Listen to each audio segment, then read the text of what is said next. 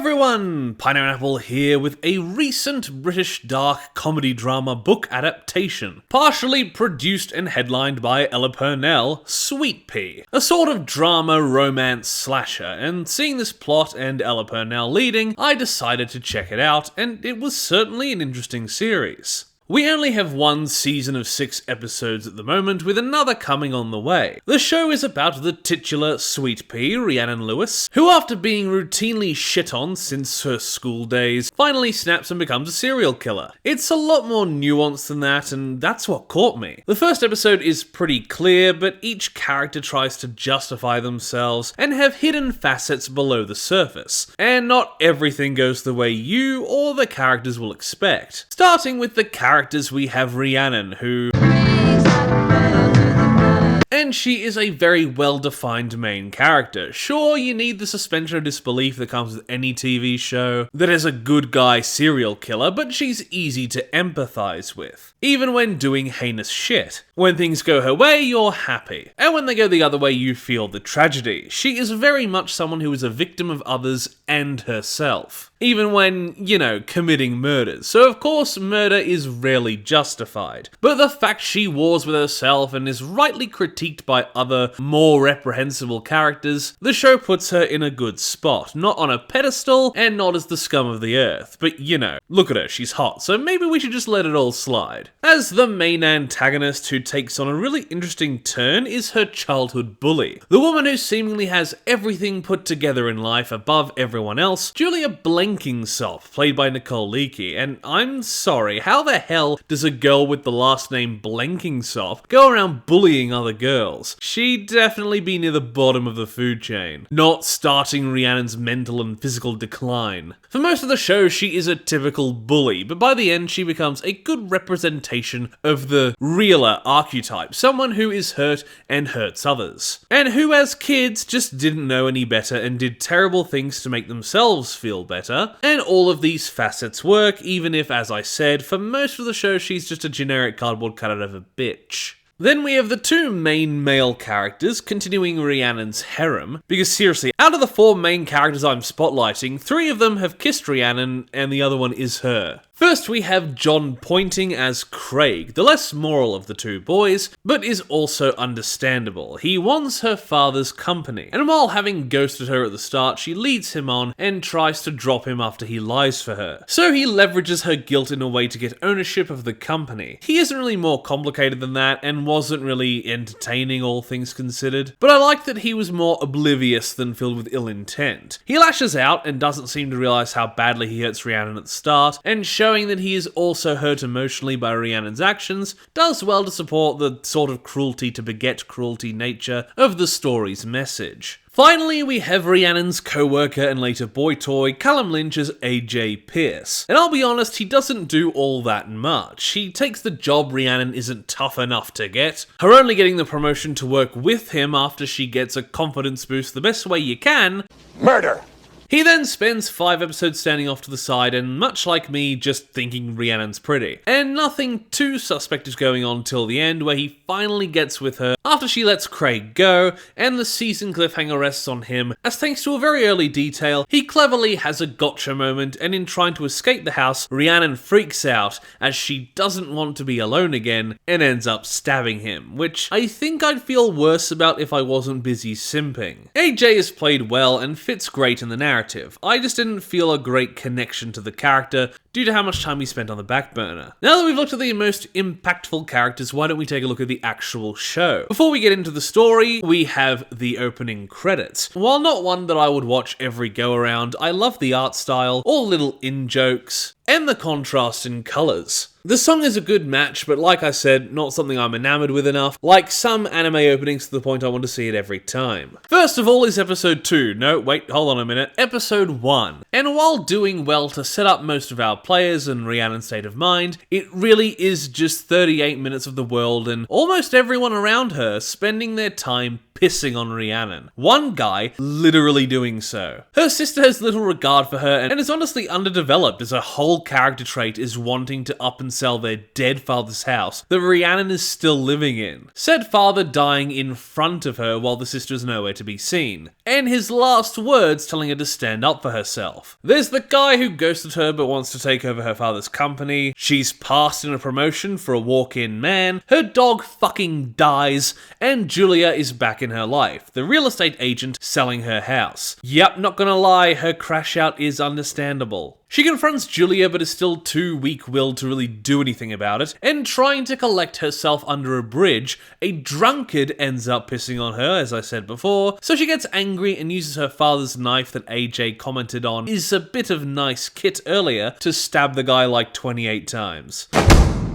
28 stab wounds. In a strangely attractive way that gives her a much needed confidence boost. Sure, it's a little repetitive of an episode, but it does well to show how extreme a breaking point puts Rhiannon on her path. And funnily enough, is bad at sending the message don't kill people. As compared to here, her life is remarkably better as a serial killer, removed from episode 6. Episode 2 focuses a lot more on Rhiannon and less on the shit that happens to her. Her confidence not as high as it gets, but you can already see the changes happening, and she spends a lot of the episode attempting to justify her kill. And she pretty much succeeds, if not for, no human life is expendable, etc, etc. She gets a bit stressed covering the murder up and notices some police hanging around, meaning they found the body. Using some more initiative and subterfuge, Rhiannon gets herself and AJ interviewing the family. And although the mother can't say enough nice things, all evidence points to him being a massive asshole. Even Ethelwyn from Pixel Face can't stand the guy. Julia antagonizes Rhiannon more, and at the end of the night, thanks to her contributions, Rhiannon is invited out for drinks with the rest of the office, where a surprise Jackie Tyler cameo appears, and some bad karaoke is had. Rhiannon follows another asshole guy because with her luck, she constantly runs into asshole drunk men and stabs him in a dark alley by the bins. Also strangely attractive as she watches the light fade from his eyes. What the fuck is this show doing to me? This episode also sneakily sets up two main cop characters that'll be hanging around, them only barely having speaking lines here. After checking her kill hasn't been found yet, Rhiannon gains another confidence boost. Immediately raging and planning her next kill, Julia. Doing large amounts of research, which I love, it's really cute. Rhiannon sets everything up pretty well, no one suspect, and as he acts like a bit of a dick, she poisons her co-worker Jeff, forcing him to spend the day on the toilet. The way Rhiannon slowly builds her confidence and branches out with acts of rebellion like this, episode by episode, is crafted really well as a scale. Her first victim's mother comes in and Jeff actually tries to take one for the team, which I was surprised but loved to see. Showing again that these characters, even if dicks, have many layers. Rhiannon puts the grieving mother in her place, and while her dinner with Craig is a bit shit, she gets a root. And I must commend that even the sex scenes add to her character, as she has a fixation with the focus on her that the relations bring. Of course, due to her long-time lonesomeness. Rhiannon is then taken in for questioning, introducing the cops properly. A little bit of a pushover in Rory, and a character that mirrors Rhiannon interestingly, but I think being introduced properly in this episode and her point of view coming in later was slightly fumbled in Marina, a woman who has been looked over and dismissed just like her, but instead of murder, puts her energy into solving the crime she's committing. In a sort of Dexter and Dokes way. Surprise, motherfucker!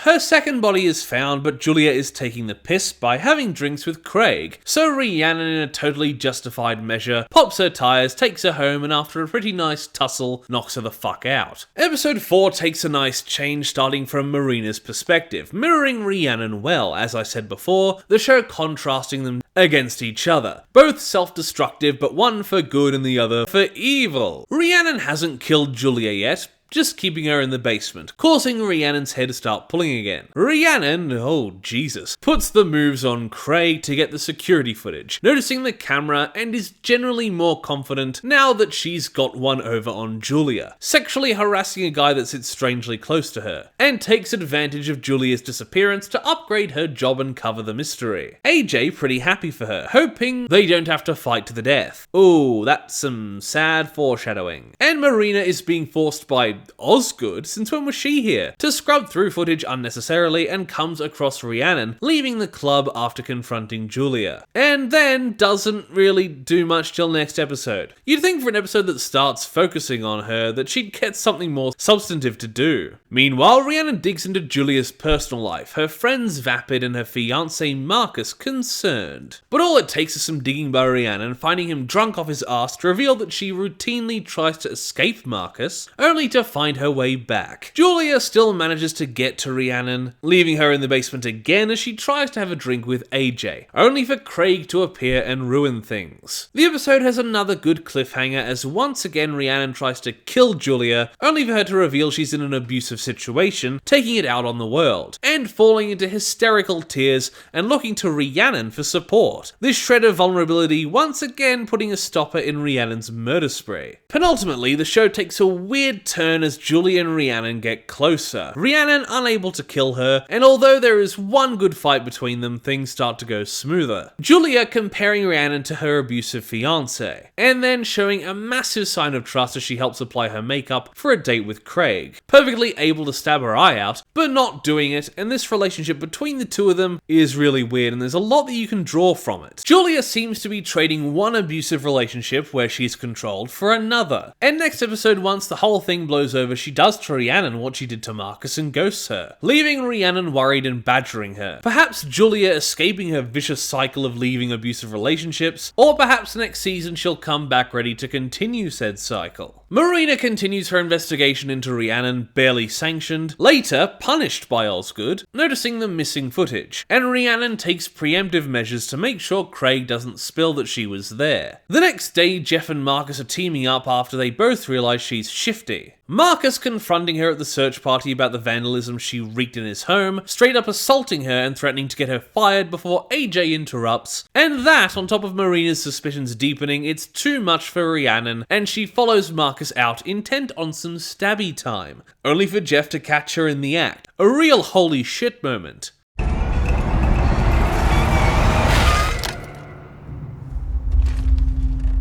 Jeff?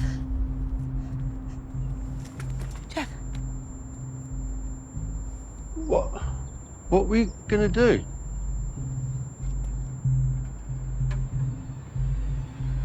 Nothing. Only for him to be Regina Georged.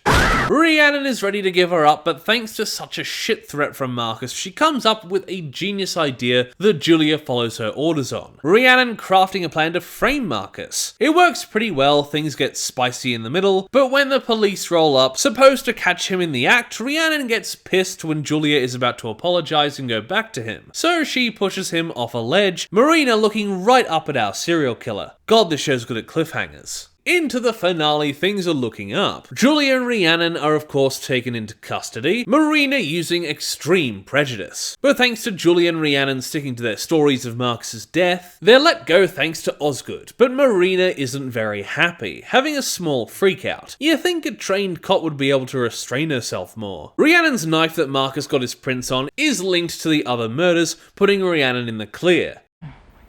You're letting her get away with it! You know, the thing you got to remember is every dog has its day. Fuck off, Rory, you wet prick! Rhiannon has a happy tour of her blokes and finds Julia at her home along with her dad's ashes. Julia is a little worse off for wear, but they are all close now. It's a little strange, but hey, that's Stockholm Syndrome for you. Marina is still freaking. Alright, calm down, and the girls go out, being all strangely close, even a kiss involved, witnessed by Craig, who seems to be a happy voyeur. All together now.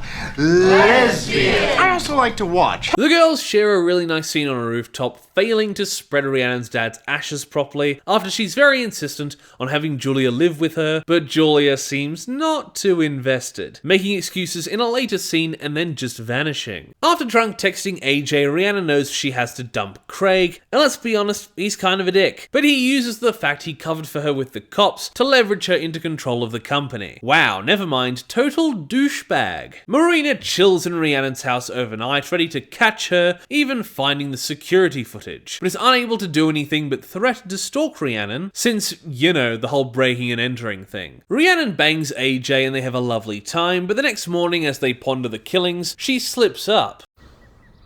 Serious bit of kit, that. Serious bit of kit you got there.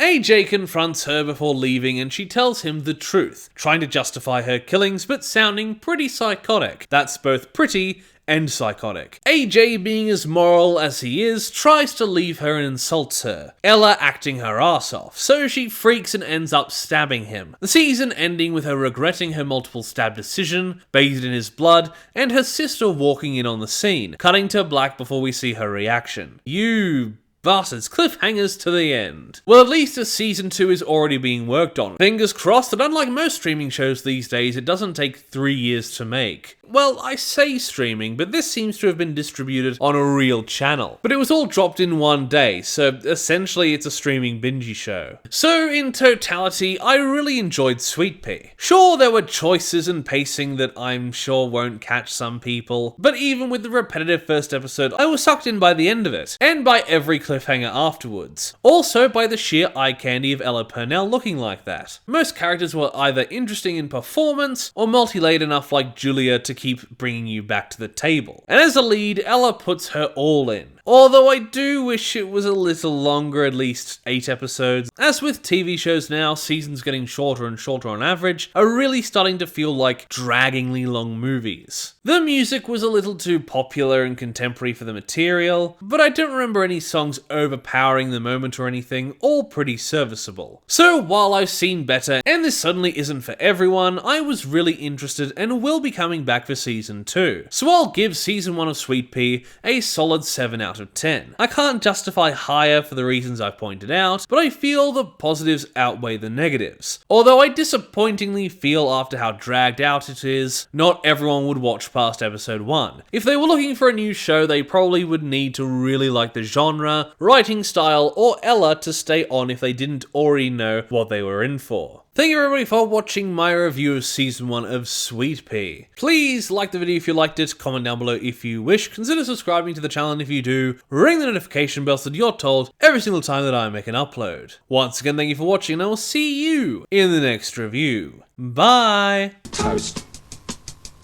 A little piece of toast. Because there's so much to choose from. There's brown bread, white bread, all sorts of wholemeal bread. It comes in funny packages with writing on the side.